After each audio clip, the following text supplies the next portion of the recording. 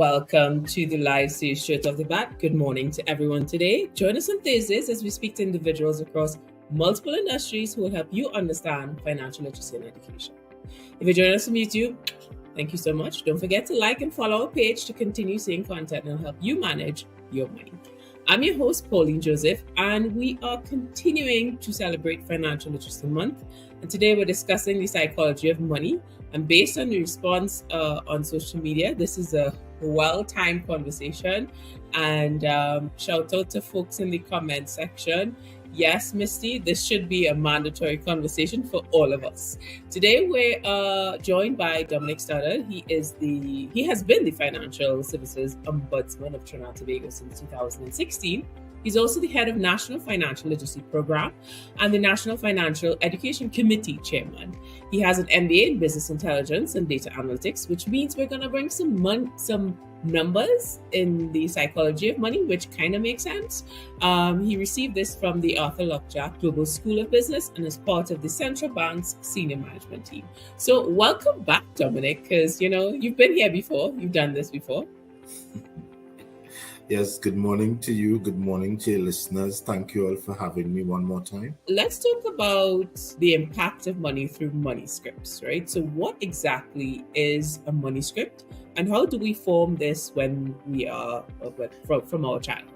Yeah, I'm really happy that we're starting there because money scripts you can think of them like deeply embedded beliefs about money, things that you believe at your core about money that were inculcated from your childhood. And, we're typically unaware of the strong influence that these scripts or beliefs have on our relationship with money. These lessons may have been consciously instilled by parents, guardians, siblings, or even the wider expanded family, or they may have been unconsciously absorbed by just as a child observing how people use money, what they do with money, how they treat money, how they handle money, how they manage money. So some of it comes from what we observed around us as children, and some of it was instilled by parents, grandparents, guardians, and the like. But money scripts are really our core beliefs about money that were embedded in us from childhood. So I love this conversation because when you think scripts, you think Hollywood. So let's put it in the context for me because, guys, I know you came to learn about money, but I'm also, as much as I'm the host, I came to learn as much from Dominic as possible. So, for instance, I didn't have an allowance growing up. So the idea of getting money in my hands, as I'm a Belmont girl, folks, and if I were to get $1, $2, and for the younger folks that could buy something back in the day, not so much now, the idea of getting that $2 meant literally waiting to just be like, okay, let me run to the store, which was two houses down and coming out to someone's house. They sell snacks, and Bigfoot was one of my favorite snacks out there. So when you talk about money scripts, because I think in the translation of as an adult, the idea of money being almost like a hot potato. Can you share with us, how does that affect us in our adulthood? Well, money scripts, they guide or determine our attitudes and behaviors with respect to money, or innate beliefs about money and our attitudes determines how we spend, how we save, how we budget. So I'll give you a simple example.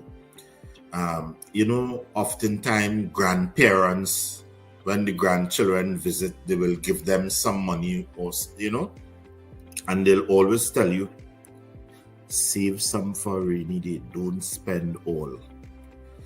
When you constantly hear that message over and over and over as you grow, it just becomes a natural part of you that whenever you get money, whether it be a windfall or your normal flow of income, put something away for a rainy day. It just stays with you. You know how you so that determines your savings behavior. Or on the other hand, you could be an environment where people say, money make to spend, you can't eat it.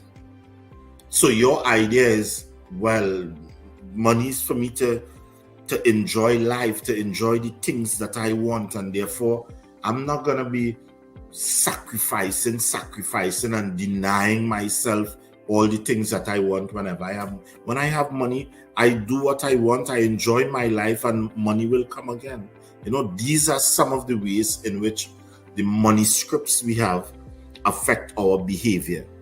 And I love that example about, granny, or grandparents saying one thing. And then there's also the other side where our parents may not necessarily, they wouldn't have gotten the advice. So we as a generation didn't get the advice from them. But then I want to also include an element of, we're in the digital age, right? So, we have this thing called Self-Care Sunday. I deserve this, I work hard, I deserve this. So tell us a little bit about this script, this conversation we're having, not just with ourselves or with our, the history of our childhood, but we're now being influenced by people who are sharing content. But the reality is, does your bank account actually allow you to have Self-Care Sunday?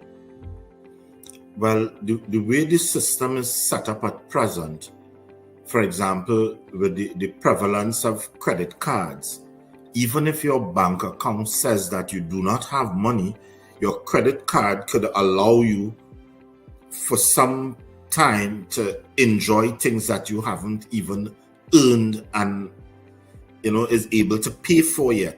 So your bank account, strictly speaking, is not necessarily a limiting factor for some people. And if you have access to other people's resources, your money script influences your behavior in such a way that whether you have the money or not, whether you've earned or saved that money or not, once you could access it, you will continue to demonstrate those behaviors because it's part of who you are. It's part of what shapes your relationship with money. Ooh, I feel like you're talking to me there. Enjoying things you haven't earned. I think we need to. I feel like I need that on a shirt. I feel like that's impacted me right now because it makes so much sense. Because we are being told these things from a social media perspective, and we aren't necessarily honest in terms of the impact of it. So I find that's very interesting. And for those out there who spend a lot of time on social media, which is important to learn things like this, there's also that flip side. So I want to just shout out to folks in the comments. We have Kizzy, who's joining us, from Trinidad. We have someone from San Fernando. Jizzy is, these names are hilarious. Candice is joining us from Arima. And I believe we have some folks from Digomarting. And oh my goodness, we're joined from the BVI, British Virgin Islands. So thank you so much for joining us today, because the psychology of money affects us all regardless of where you are in the world. So I want to get into, and folks, just before I, carry on the conversation, if you have any questions for Dominic, let us know. We want to squeeze out as much information from him as possible because we only have him for 60 minutes. So we are speaking about money scripts and the impact, and I think that's a great terminology for us to sort of compartmentalize the psychology of money and what we tell ourselves. So when it comes to the money script, what is some of the common narratives that we have that we are telling ourselves that we're struggling with? And I think about when we may be going through something difficult, a lot of us a lot of us may be like, oh, I am going through this very difficult thing. Let me go shopping. I deserve this. So let's talk about things that we may be struggling with, especially when we are looking to enjoy things we haven't earned yet. So let us know, Dominic. Give us some insight on that. All right, I'll just mention a few money scripts generally, right? Because some are good, some are bad, some are neutral. So, for example, some people, if they are of a religious persuasion, you might have grown up hearing it is easier for a camel to go through the eye of a needle than for a rich man to enter the kingdom of heaven.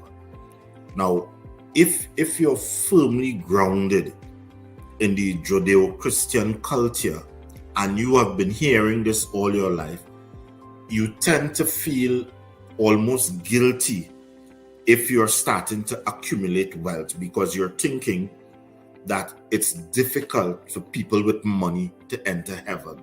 So you think that somehow in your subconscious, you ought to be struggling. You're not entitled to, because that could lead you down a road of temptation and you could be robbed of your salvation. That's just one basic money script that predominates in a particular group, and they therefore have a particular view of money and wealth and that kind of thing. A similar one is where someone thinks that money is the root of all evil. Well, if money is the root of all evil, or the love of money, or however you want to phrase it, then perhaps I should stay as far away from money dealings as possible and only deal with money insofar as I need to function, survive, maybe plan for the future, and so on, and that kind of thing. Then there are those of the literary persuasion who might say something like, never borrow nor lender be. I think it's a Shakespearean quote or whatever. But why never borrow be? If you want to earn something that you do not now have the money for, should you deny yourself until you acquire all the money to get that thing? Should you not borrow to buy a house or a car? Why should you save how much ever it costs? You know, it's sometimes counterintuitive, but these things are firmly held beliefs. And some other people will say things like, money will make me happy, so I feel depressed, and therefore I go online and I look for the shiniest things, whether I'm into clothes, shoes, bags, electronics, gadgets, whatever, and I buy a few things, maybe some books or whatever, and I make myself feel good.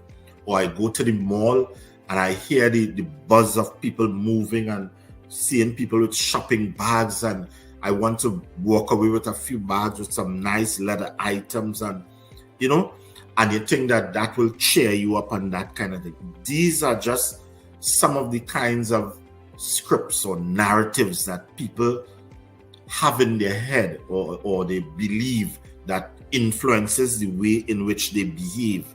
And like we say, it influences attitudes and behaviors in terms of the way we spend, the way we save, the way we budget, and the way we plan.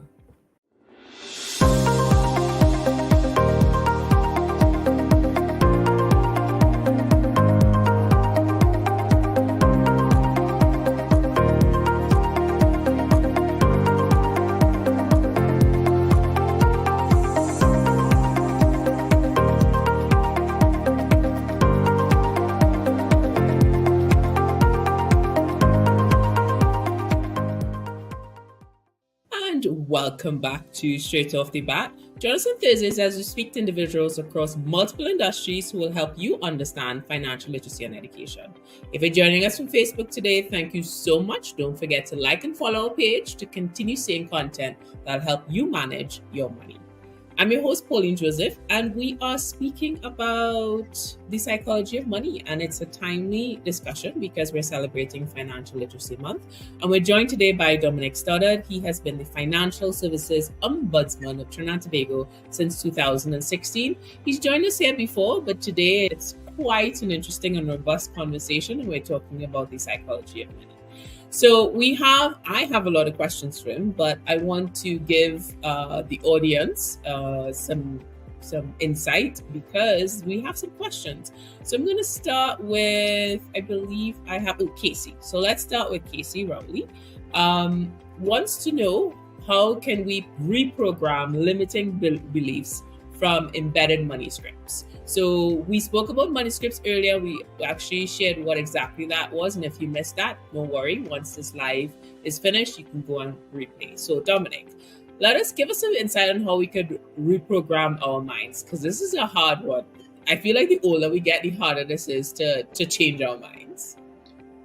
I would not say that it's easy. It will be challenging, but it's achievable, it's attainable, and the strategy is really simple. It comes down to 4 words: man, know thyself.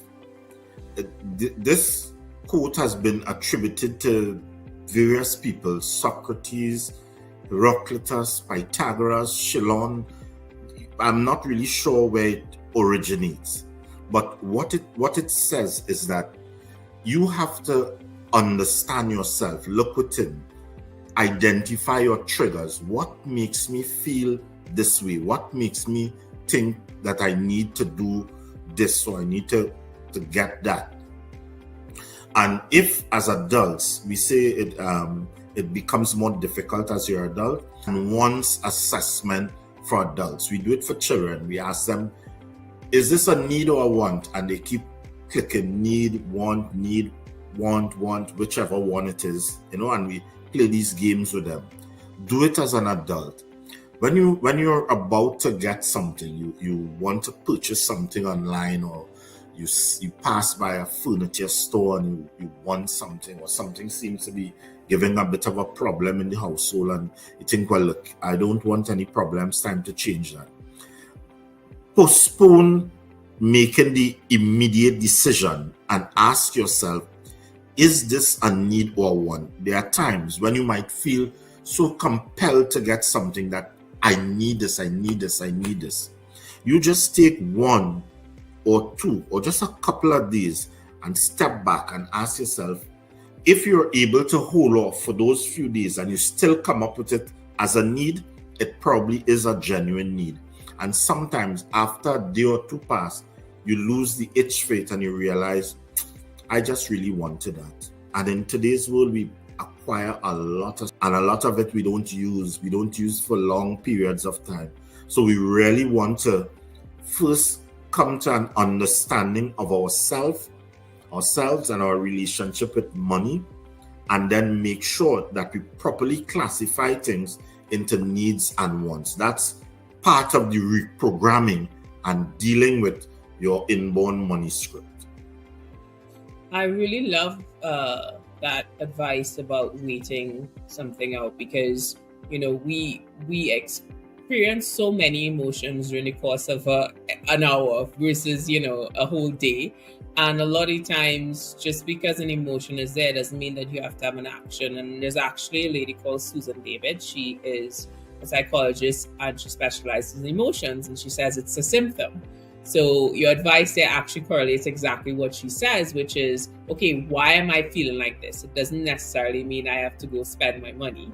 And I think that is so important for all of us to learn, that sometimes you just need to take a deep breath, inhale and exhale. I'm going to head back in the comments because Jenny wants to know, and I think this is a question, Jenny Charles, that a lot of us have. My question is, what's the best way to save money when you are on a fixed income? All right. Now, everyone's circumstances will differ, right? But one of the more general principles is establish a budget. If you're disciplined at budgeting, then you are able to save. And when I say budgeting, I don't know if it's a Trinidadian thing or a Trinbagonian thing, or if others do it, but a lot of people that I know would save like this. Salary comes into an account, and You just, I need this, I need this, I need this, I get that, I pay bills, I whatever.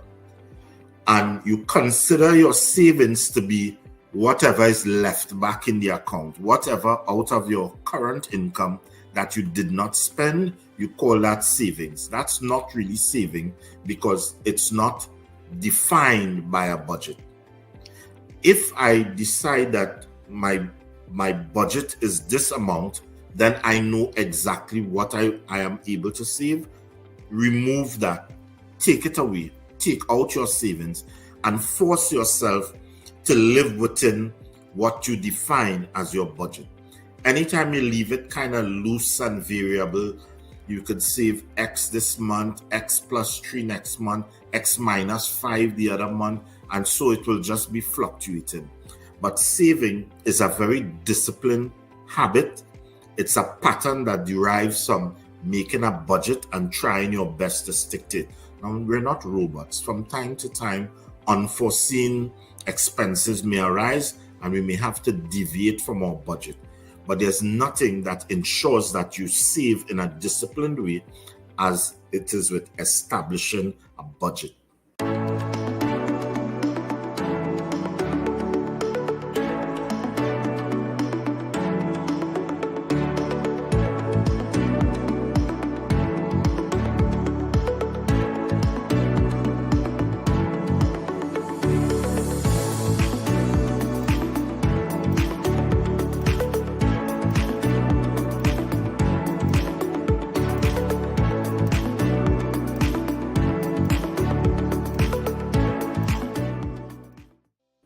Welcome back to speak to individuals across multiple industries who will help you understand financial literacy and education. If you're joining us from YouTube today, thank you so much. Smash that like button and subscribe to continue seeing content that will help you manage your money. I'm your host, Pauline Joseph. I'm tuning this conversation on Financial Literacy Month, and we're discussing the psychology of money with Dominic Stoddard. He's the Financial Services Ombudsman of Trinidad and Tobago. And we don't have much time, and we have so many questions in the comments. I'm really sorry we're not able to answer all of it. But we are going to close off this discussion, giving you some call to action around trying to build your financial, literacy, because we need some discipline. We all do. Physical side, making sure we eat the right things, and making sure we're not spending money we don't have. I want to just head into the comments for one insight, because I know we were discussing a lot. Wow. So we have Rodney mentioning we all suffer from FOMO, which is the fear of missing out. And that also is a financial trigger, which Dominic would have mentioned earlier. So let's go into some tips for overcoming challenges and staying disciplined for your financial journey. Dominic, please save us, help us all. Let us know. Give us some tools that we can use after this live show is over. Okay. Now, because the human personality is complex, and we think at various levels, there's thinking and there's thinking about thinking. All right. We have to try to understand how our mind works. Right. So we can be thinking about something, but we also want to think about how we think, the metacognitive part, that captain that controls everything. And we want to always make sure that we're self-aware. We're aware of the way our mind processes, the way we analyze things. When we act, what is the emotional source of the action? What is driving us to feel, to think, or behave in particular ways? And I'll give you just a couple of quick examples. So, for example, some people, they have a bleeding heart, and somebody come and say, oh, I have this problem and I really need this amount of money, and so on and so on. Can you lend me this? And they lend the person money. They did not get it back as agreed because some other thing came up and so on. And the same person will come to them again and tell them another sad story, and they will lend the person money again. and they will not get it back. And somehow they're not learning, they will be upset. But because they are of this bleeding heart, they can't hear a sad story without trying to help. Now, that's a kind of extreme example. I want to encourage people to understand themselves and think about the way they think and try to make the appropriate interruptions to say, okay, this has to stop. I know you may really be in a situation, but we can't continue to do this. I am not able to do this. That kind of thing. All right. That's just an illustration of recognizing the way you think, the way you feel, the way you behave, and how to arrest that. And some of the basic things that we want to do to make sure that we control our spending habits, I will just say this 3 times. Budgeting, budgeting, budgeting. Budget and control. You may not stick exactly to the budget because a budget is just a plan. You may go a little over it sometimes. You may fall a little below it sometimes, but be realistic. Make a budget. Set out your monthly expenses, those things that you cannot avoid. And then on the discretionary part, you try to work out what you actually need to function with. And before you even do any spending, take away what you have decided. I am able to save X per month. And if you stick to that, what you'll see is your assets growing over time and you're becoming more financially disciplined. So you're not canceling movie night or the night out with the family or any kind of thing like that, but you're much more disciplined. Another thing is keeping track of your finances. Some people, I have about so much in the account and about this amount on the credit card. No. You want to understand at the end of every month, do some kind of reconciliation and get a true financial picture. Do a financial health check. What is my true situation? Because sometimes leaving it, you get nasty surprises down the road. All right. And you want to make sure that in financial decisions, that your judgment is not impaired. And by impaired judgment in making financial decisions, I'm talking about being in love or infatuated, and you're so enamored by whoever that you're not making the right choices. You can love somebody and still make appropriate financial choices. You don't want to make major financial decisions when you're inebriated, when you're intoxicated, and recognize when you're being manipulated. Some people who only know you, like you, care about you in times when they need something, and if they don't need anything, you're persona non grata. All right. And another thing is, do not be afraid. Do not be unwilling to do long-term planning for critical illness, planning for emergencies. And one final thing I will say, set goals for yourself, find your purpose in life, and live a balanced life. That's as much advice that I can give. Wow, this advice session went beyond money, just went to general happiness. Appreciate that. And I could actually confirm what you mentioned earlier. I was in some a little over 50K credit card debt, mistakes. I made a lot. And it took me a few years. And what helped me was an Excel spreadsheet. And literally getting, every time I spent money, I got the receipt, I requested the receipt, and I put it in. And it really allowed me to shift my mindset. And Candice did ask about giving some tools. So we'll definitely do some investigation with that, Candice. Make sure to sign up for our newsletter, because there we can actually give you some real tools. So because we want to be able to have some action behind this. And I know you mentioned earlier the idea around cognitive. And for those who may not know what it means, it basically is relating to a mental process involving knowing, learning, and understanding things. And that's why it's important to have these conversations around the psychology of money.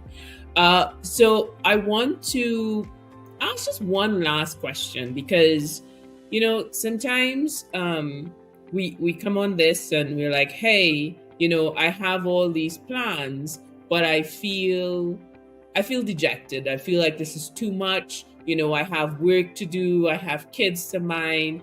I don't think I have the time to do this. For someone who may feel like it's not possible, what advice would you give to them? First, they must understand that they're not alone. Sometimes we feel uniquely afflicted, that we're the only one going through this. You're not alone. And the second thing is, the longest journey begins with a single step. So even though the problem might be convoluted, the situation might seem overwhelming, it's a daunting task just to wake up every morning, break it down into simple steps. I will first do this, and after this I will do that. And try to set it out into some small steps rather than thinking about the gigantic edifice in which you think that you're unable to reconstruct. That you have to break it down, and also acknowledge that you're not alone. You're not the only one going through these kinds of challenges in today's traumatic world. Facts, Dominic. Facts is what I have to say. So unfortunately, we weren't able to address everyone's questions, but that's okay. We usually go into it afterwards. Like for instance, Avalon wants to find out about the school level information. So a lot of this is available online at Central Bank, correct, Dominic? Correct me if I'm wrong. Yes. Yes. nflp.org.tt. That's the financial literacy website. And we also had a conversation with Dominic a few years back about knowing and understanding your consumers' rights in Trinidad and Tobago. So we will also put that in the comments, as well as the links associated with what we discussed. Thank you so much, Dominic, for joining us today. Based on the feedback from Jersey, love the session. There's double up and triple up with that one, so appreciate it. As well as Candice. Excellent session, and appreciated the information that was shared today. And thank you everyone for joining us. I mean, the fact that this is one of our biggest sessions today, so we will continue these discussions, and it's also needed for us to learn more about the psychology of money. Once again, thanks again to Dominic for joining us today and sharing insight into the psychology of money. Sign up to be notified for our next live show.